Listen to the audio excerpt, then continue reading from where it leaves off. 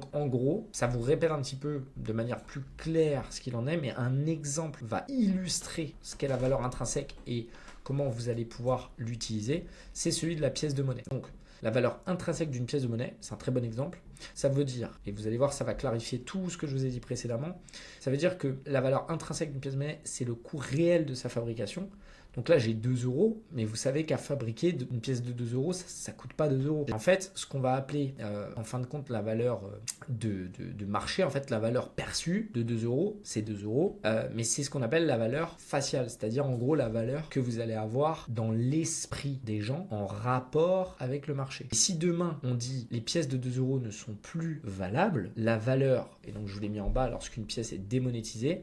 la valeur intrinsèque ne bouge pas parce que le coût de fabrication lié aux matériaux, donc hors marché et hors convention, le prix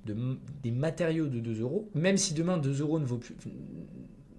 Si la pièce de 2 euros n'est plus acceptée dans l'économie et qu'on n'utilise plus cette pièce-là pour payer, elle vaudra toujours la même valeur en termes de matériel, d'accord, en termes de matériaux, pardon. Donc ça veut dire que si elle a 14 centimes de coût de fabrication, ça sera toujours une valeur intrinsèque plus ou moins de 14 centimes. Mais en fin de compte, ce que vous devez comprendre, c'est que l'analyse fondamentale, d'accord,